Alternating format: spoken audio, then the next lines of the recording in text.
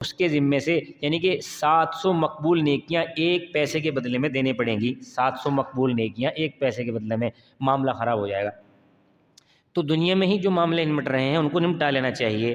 آخرت میں تو بہت دقت کا معاملہ ہے بھائی. ہاں اپنے معاملات کو دنیا میں کر لینا چاہیے. مثلا اگر حج کا وقت آ رہا ہے, اللہ نے وسعت عطا کی, تو وقت پہ حج ادا کر لینا چاہیے. باقی یہ ہے کہ حج جوانی کا ہے, حج اور عمرہ یہ جوانی کا ہے. بڑھاپے کی عمر میں اگر کوئی شخص اگر اس راستے میں جاتا ہے تو بڑی دقت میں ہے بھائی, بڑی دقت میں ہے. خاص طور پر ہمارے اس ملک کے اور ہندوستان کے ان ملکوں کے لوگ بڑی عمر میں جاتے ہیں, جس وقت انسان کے اعضاء بہت طریقے سے کام نہیں کرتے اور بہت ویکنیس ہو جاتی ہے. وہ کام ہے ہمت حوصلے کے. اب طواف کرنا ہے, بڑی جرت کا کام ہے. ہمت حوصلے سے, خدا نہ خواستہ کسی کا منڈا لگ گیا, اور وہاں تو بڑے مضبوط قسم کے لوگ بھی ہوتے ہیں, حبشی قسم کے لوگ ہوتے ہیں, اور پھر عرب لوگ ہوتے ہیں بڑے لمبے لمبے قد. یہاں تو کچھ بھی نہیں, ایسے لوگوں کے ایسے لمبے لمبے قد ہوتے ہیں حاجی حبشیوں کے, کہتے ہیں حاجی طریق حاجی طریق حاجی بچ. وہ عربی میں رولے بڑا ڈال رہے ہوتے ہیں اور طواف بھی کر رہے ہوتے ہیں. خدا نہ خواستہ اگر ایک اس کو چلتے چلتے وہ تھوڑا سا ایسے بھی کر دے تو بیچارہ ہمارے جیسے تو ویسے گر جائے گا, معاملہ خراب ہو جائے گا. تو مضبوط قسم کے بندے ہونے چاہیے, یعنی ہمت حوصلے والی عمر ہونی چاہیے. یہ جو نوجوان کی عمر ہے یہ عمر ہے کہ اس عمر میں جانا چاہیے. اور فرمایا کہ جب آپ جائیں گے تو اس کی کیفیات آپ کو محسوس ہوں گی. طواف کرتے ہوئے کیفیات ہیں, اور ایسے ہی مقام محمود ہے, مقام ابراہیم ہے, ایسے ہی صفا مروہ ہے. ان میں جو ہے نا یہ ساری کی ساری کیفیات ہیں بڑی اونچے درجے. عشق کا راستہ ہے, عشق کا راستہ ہے, عشق کا راستہ ہے. جتنا انسان کا اللہ سے تعلق ہوگا, فرمایا کہ اس راستے میں چلے گا. بہت سے لوگوں کے ذہن میں یہ بات آتی ہے کہ حج پہ جانے کے بجائے غریبوں کی مدد کر دی جائے وہ اچھا ہے. بھائی دیکھو صورت حال یہ ہے, جو غریبوں کی مدد ہے وہ ایک علیحدہ سے میٹر ہے. جو حج ہے اس کے بارے میں تو قرآن کریم کا حکم ہے, فرمایا کہ جس کے پاس اتنی وسعت ہو اس کو حج کرنا چاہیے. تو یہ تو اگر نہیں کرے گا نا تو کیا ہے, کام خراب ہو جائے گا, جرمدار ہوگا, جواب دینا پڑے گا. باقی یہ ہے کہ صدقہ خیرات کا سلسلہ ہے وہ تو بھائی اللہ نے ایک مراتب بنائے ہیں کہ ایک شخص غریب ہے تو اپنی غربت پہ خوش ہے, ایک امیر ہے اپنی امارت پہ خوش ہے, اور ایک شخص درمیانی درجے کا ہے اس پہ خوش ہے. یہ سارے مرتبے اللہ نے بنائے ہیں, وہ اپنے وقت میں ایسے ہی گزاریں گے. بہت سے لوگ ہیں ساری کی ساری زندگی غربت میں گزار دیتے ہیں, بہت سے لوگ ہیں ساری کی ساری زندگی امارت میں گزار دیتے ہیں, بہت سے لوگ ہیں ساری زندگی محنت مزدوری میں گزار دیتے ہیں, پریشان رہتے ہیں. لیکن اللہ تعالیٰ کا حکم ایسے ہی ہے, ایسے ہی گزاریں گے. تو فرمایا کہ اس کی طرف چھوڑ دیے جائیں نہیں, بلکہ جو اللہ کا حکم ہے اس کو دیکھیں کہ اللہ نے آپ کے اوپر حج فرض کر دیا تو فوراً اس کو ادا کر لیں. نہیں کریں گے تو پھر صورت حال ان کی ذمہ رہے گا. پھر کیا ہوگا, کچھ کیفیات ایسی ہیں کہ حج بدل کرنا پڑے گا. اگر کسی پاس یعنی وسعت ہو اور اس نے حج نہیں کیا, ان کی جگہ پہ جو ہے نا حج بدل کرانا پڑے گا. مثلا ایک تو جو ہے نا بیمار ہے اتنا کہ وہ حج کر نہیں سکتا, حج فرض ہے اس کے اوپر, تو اپنے پاس کسی کے ذریعے بھیج دے, کسی اور شخص کو اپنی طرف سے بھیج دیں, وہ حج بدل ہو جائے گا اس کی طرف سے. لیکن سوچنے کی بات یہ ہے کہ اگر یہی کیفیات صحت اور تندرستی کے ہاتھ میں کرتے تو خود نہ جاتا وہ حج کرنے کے لیے. یہ چیزیں سوچنے کی ہیں بھائی. اللہ نے اگر وسعت دی ہے تو فوراً جانا چاہیے. اور باقی رہی ہے کہ بہت سے لوگوں کے ذہن میں آتی ہے کہ جس ٹائم حج کے پیسے ہوں گے تبھی ہم جائیں گے اللہ کے گھر میں. عمرے کرنے سے تو پھر جو انسان حج فرض ہو جاتا ہے.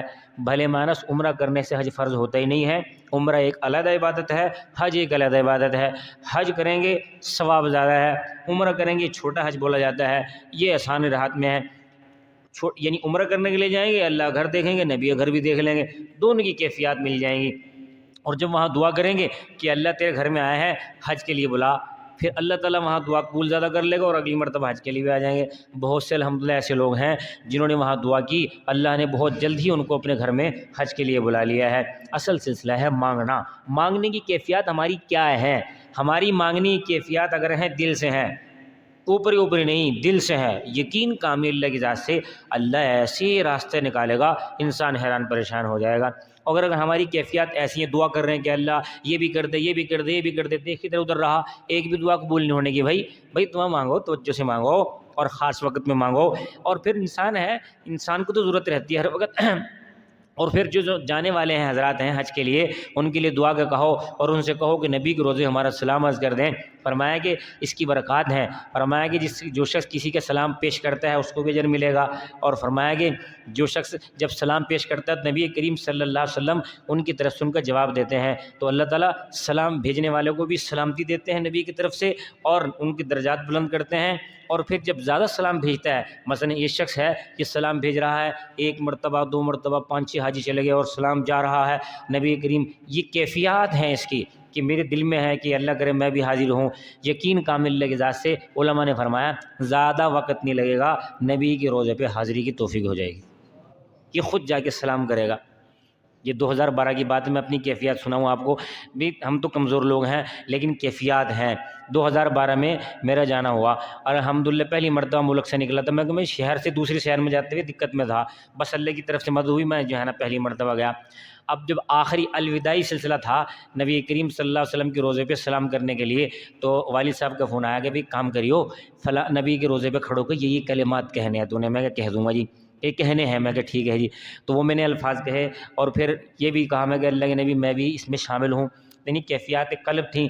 تو وہ جو ہے نا سلسلہ یہ تھا کہ اللہ کے نبی ہم غریب لوگ ہیں، کمزور لوگ ہیں، اسباب نہیں ہیں، بس فضل ہوا ہم یہاں حاضر ہو گئے ہیں، ہمارے بچے بھی ہیں وہ بھی آنا چاہتے ہیں، بس دعا ہو جائے آپ کی طرف سے، اللہ آپ کو جزائے خیر عطا فرمائے۔ تو کیفیات قلب ہیں، نبی کریم صلی اللہ علیہ وسلم کے روزے پہ دعا کی کلمات کہے اور واپس چلے ہیں، وہ کیفیات بڑی عجیب قسم کی ہیں، یعنی دل کے اندر کیفیات تھیں اور آنکھوں سے آنسو جاری ہیں، چلتے چلتے چلتے چلتے پوری مسجد تک بھی کراس کر لی لیکن وہ کیفیات رہیں، رونا بند ہی نہیں ہو رہا ہے، ہوٹل تک پہنچ گئے ہیں، وہ سلسلہ کیفیات کا ہے۔ تو فرمایا کہ واپس آ گئے، اللہ کرنا ایسا ہوا الحمدللہ ٹھیک 9 مہینے کے بعد اللہ کے فضل و کرم سے میں بھی اپنے بچوں سمیت الحمدللہ نبی کے روزے پر کھڑا ہوا تھا، چھوٹا بچہ ہمارا بیٹھا ہوا ہے، تو اس کو میں لے کے گود میں نبی کے روزے پہ شکر ادا کرنے کے لیے کھڑا، اللہ کے نبی اللہ آپ کو جزائے خیر دے، 9 مہینے پہلے حاضر ہوئی تھی، دعا کی ہے، اب بچے بھی ساتھ آئے ہیں اور آپ ہی کے فضل سے یہاں آئے ہیں، توفیق ہوئی ہے۔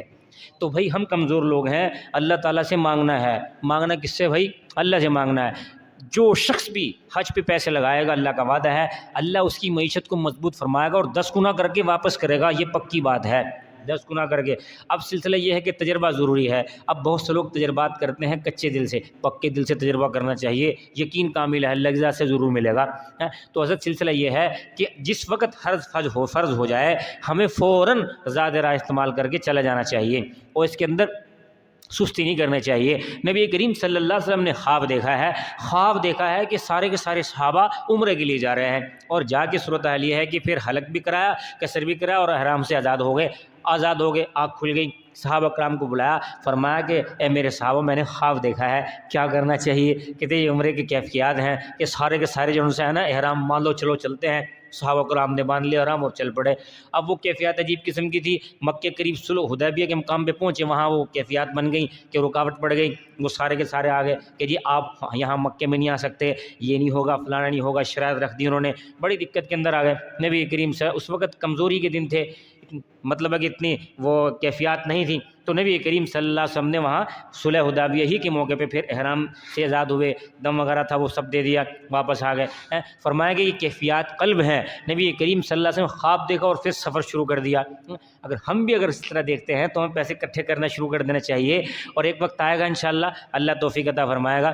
ایک خاتون ہے بیچاری، وہ سنا رہے تھے کہ جو ہے اس نے پیسے اکٹھے کرنا شروع کیے، کہنے لگی کہ بس جب وہاں پہنچی ہے تو اللہ کے نبی گھر میں وہاں پہ مکہ میں تو شکر ادا کر رہی، اب سوچنے کی بات یہ ہے شکر کیا ادا کر رہی، کیا شکر ادا کرے گی؟ اس سے پوچھا تیرا کون ہے؟ کہتے میرا میاں بھی نہیں ہے، تیرے بچے کہتے وہ سارے مر گئے ہیں، تیرا کوئی اور؟ کہتے میرا کوئی ہے ہی نہیں، کہ پھر کیسے آئے گی؟ بس اللہ کا فضل وہ آ گئی، وہ شکر ادا کر رہی ہے کہ تیرا شکر ہے اپنے گھر میں اللہ نے بلا لیا ہے۔ یہ کیفیات قلب ہے، کچھ بھی نہیں ہے لیکن کیا ہے کہ اطمینان قلبی دل میں آ رہی ہے، یہ اللہ کی طرف سے ہے۔ تو ہمیں جو ہے نا اس راستے میں جانے کے لیے تیاری کر لینا چاہیے، سارے کے سارے ارادہ فرما لیں اللہ ہم سب کو اہل خانہ سمیت اپنے گھر میں بلائے۔ اب لوگوں کے ذہن میں یہ بات ہے کہ آئیں گے کیسے؟ بھئی دیکھو یہ مسئلہ نہیں ہے، اللہ تعالیٰ بلائے گا، اللہ تعالیٰ کے ہاتھ میں ہے۔ فرمایا کہ نبی کریم صلی اللہ علیہ وسلم نے فرمایا ابراہیم علیہ السلام کو اللہ نے فرمایا تھا جس وقت خانہ کعبہ بن گیا، فرمایا کہ ابراہیم تم صدا لگاؤ پوری، یعنی چاروں طرف رخ کر کے صدا لگاؤ کہ اللہ پوری روئے زمین پہ جہاں جہاں لوگ بستے ہیں فرمایا ان کو متوجہ کر دے اس خانہ کعبہ کی طرف۔ تو فرمایا اللہ رب العزت کے پیغمبر حضرت ابراہیم علیہ السلام نے آواز لگائی، اللہ نے ابراہیم علیہ السلام کی آواز کو عالم ارواح میں بھیج دیا۔ تو فرمایا کہ جن جن روحوں نے جتنی مرتبہ بھی وہاں پہ لبیک کہا وہ اتنی مرتبہ اللہ کے گھر میں حاضر ہوگی، اور موت اس وقت تک نہیں آئے گی جب تک وہ حاضری پوری نہ کر لے۔ تو بھائی صورتحال یہ ہے اللہ سے خیر کی توقع رکھنی چاہیے۔ فرمایا کہ بہت سے لوگ آج بھی ایسے ہیں جنہوں نے 80 حج کیے ہوئے، لمبی زندگیاں ہیں، جنہوں نے 40 حج کیے ہوئے، عمرے تو پتہ نہیں کتنے کر لیے انہوں نے، لیکن کیا ہے کیفیات کچھ بھی نہیں ہے، کچھ بھی نہیں ہے، اللہ تعالیٰ اسباب بنا دیتے ہیں، چلے جاتے ہیں.